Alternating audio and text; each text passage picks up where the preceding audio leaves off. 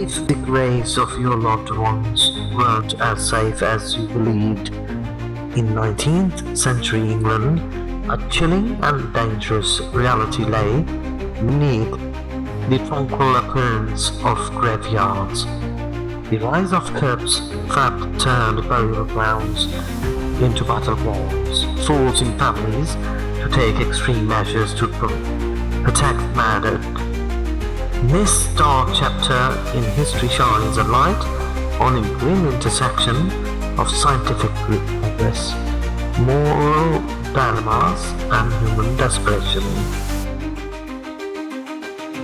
Anatomy's dark demand. The 19th century was a time of remarkable scientific advancement. England's medical community was at the forefront of understanding the human body thanks to anatomical dissection. Medical schools were expanding rapidly, driven by a growing demand for knowledge and the need to train a new generation of doctors. But there was a significant problem obtaining human cadavers. The legal supply fails. The legal supply of bodies for dissection primarily came from executed criminals. This system, in place since the 18th century, worked for a time but began to falter as societal changes reduced the number of executions. By the early 19th century, the gap between supply and demand became critical. With limited legal resources, medical schools were desperate, and desperation opened the door to the rise of a grim black market, the trade of stolen corpses. Morgue safes, iron defense against the undead market. As the corpse trade expanded, families were left horrified at the prospect of their loved ones' graves being disturbed. To combat this menace, an invention as grim as the situation itself emerged: the morgue safe. The origins of the morgue safe. The term morgue safe combines the French words for death and safe, encapsulating its purpose to keep graves secure. This device became widely used in early 19th century England, particularly in Scotland, where the fear of body snatching was intense. The morgue safes were iron fortifications designed to prevent resurrectionists, grave robbers, from reaching the coffins below. Anatomy of a morgue safe. Morgue safes came in many designs, but their unifying principle was strength and permanence. Iron cages and frames. Heavy iron cages encased the graves, secured firmly to the ground to make tampering almost impossible. Locking coffins. Some morgue safes included coffins made entirely of iron, featuring intricate locking mechanisms to deter even the most determined thieves. Stone barriers. For those who couldn't afford elaborate iron devices, large stone slabs or heavy blocks were placed over graves. These stones, weighing several tons, required specialized equipment to move, adding an extra layer of security. These designs offered families a semblance of peace in an otherwise unsettling time. Resurrectionists, the nighttime raiders of the dead. Grave robbing became a lucrative business in the 19th century, known as resurrectionists. Grave robbers were often organized groups of men skilled in unearthing bodies quickly and efficiently. All resurrectionists operated. The resurrectionists preferred to work under cover of darkness, targeting freshly buried graves using shovels, hooks, and other tools. They would dig up coffins, break them open, and remove the bodies. Speed and precision. These thieves prided themselves on their speed, often completing their work in less than an hour. Targeted graves. Newly dug graves were their prime targets as decomposition had not yet set in, making the bodies more valuable to medical schools. Profiting from death. Once the bodies were retrieved, they were sold to medical schools at a high price. The schools, desperate for cadavers, rarely questioned the source of the bodies. The tacit complicity fueled the trade, creating a shadow economy that thrived on the desecration of graves.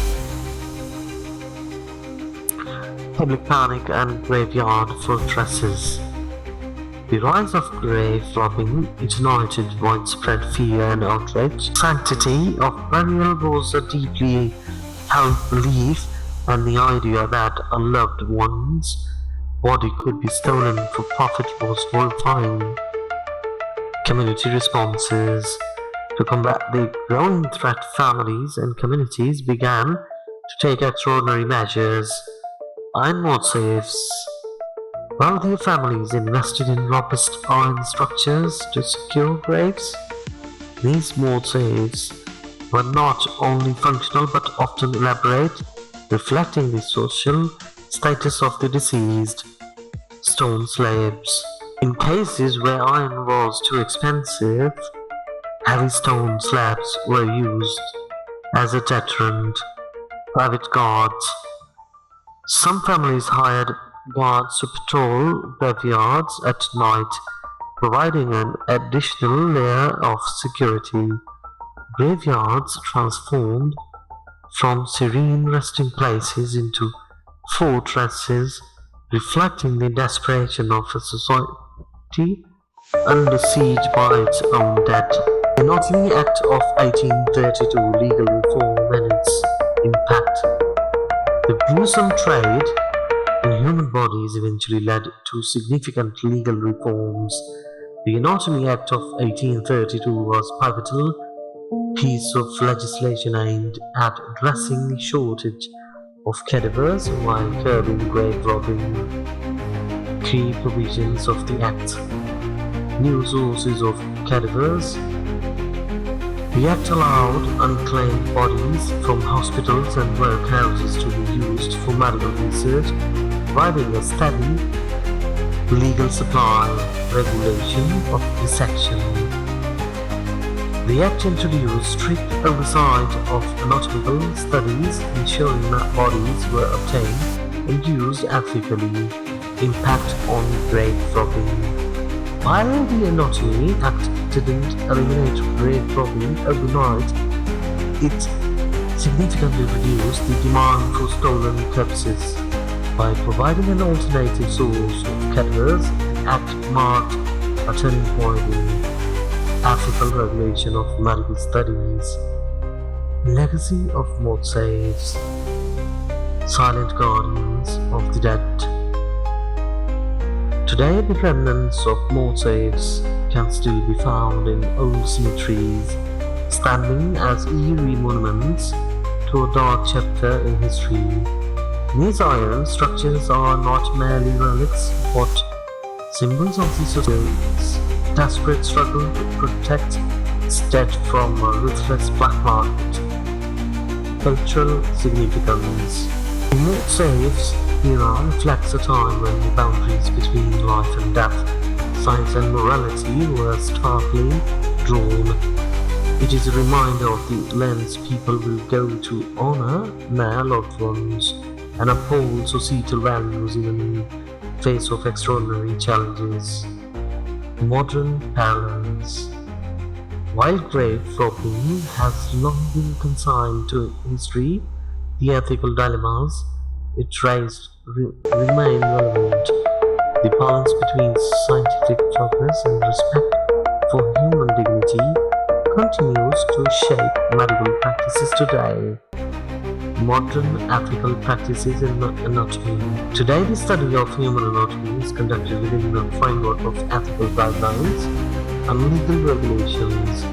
Voluntary body donation programs have replaced the desperate measures of the past, ensuring that medical advancements respect the wishes of donors and their families. Body donation programs. Modern programs emphasize transparency and consent, allowing individuals to contribute to science and dignity.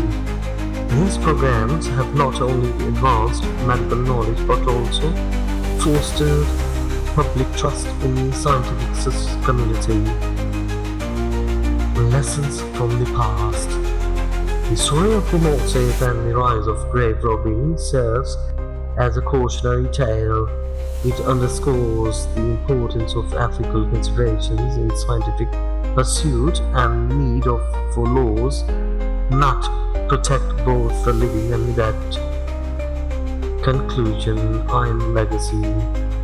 The motif is more than a historical artifact. It is a symbol of resilience in the face of fear. In an age when the sanctity of burial was under siege, these iron guardians provided a sense of security and dignity. As we reflect on this dark chapter, we are reminded of the enduring importance of balancing scientific ambition with moral integrity. Grave robbing may be a thing of the past, but its legacy lives on, reminding us of the cost of progress and the timeless human desire to protect our loved ones, even in death.